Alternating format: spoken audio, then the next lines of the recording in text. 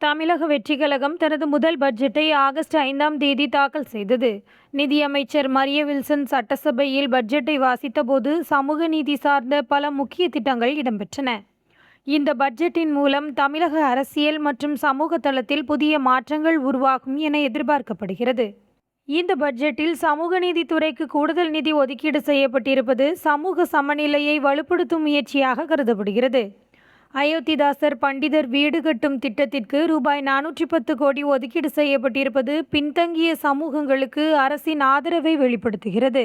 அண்ணல் அம்பேத்கர் தொழில் முனைவோர் திட்டத்திற்கு கூடுதல் நிதி ஒதுக்கீடு செய்யப்பட்டிருப்பது சமூகத்தில் பொருளாதார முன்னேற்றத்தை வலுப்படுத்தும் முயற்சியாகும். இது பின்தங்கிய சமூகங்களை தொழில் முனைவோராக உருவாக்கி அவர்களின் வாழ்க்கை தரத்தை உயர்த்தும் நோக்கத்துடன் அமைந்துள்ளது.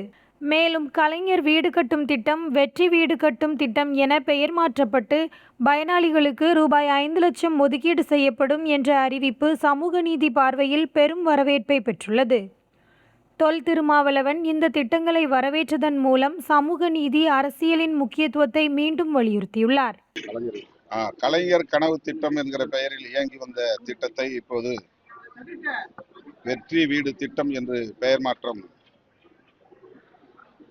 செய்து அறிவிக்கப்பட்டிருக்கிறது.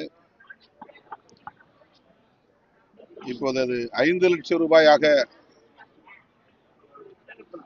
உயர்த்தப்பட்டிருப்பது என்பது மகிழ்ச்சி அளிக்கிறது. அந்த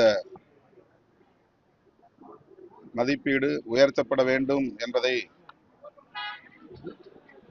விடுதலை சிறுத்தைகள் கட்சி கடந்த ஆட்சியின் போதும் வேண்டுகோள் விடுத்திருக்கிறோம்.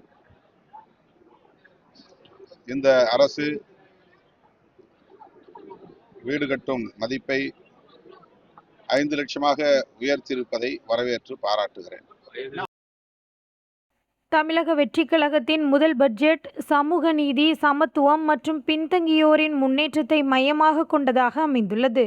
இது தமிழக அரசியலில் புதிய அலைகளை எழுப்புவதோடு சமூக நீதி அரசியலின் கீர்த்தியை மேலும் உயர்த்தும் வகையில் அமைந்துள்ளது.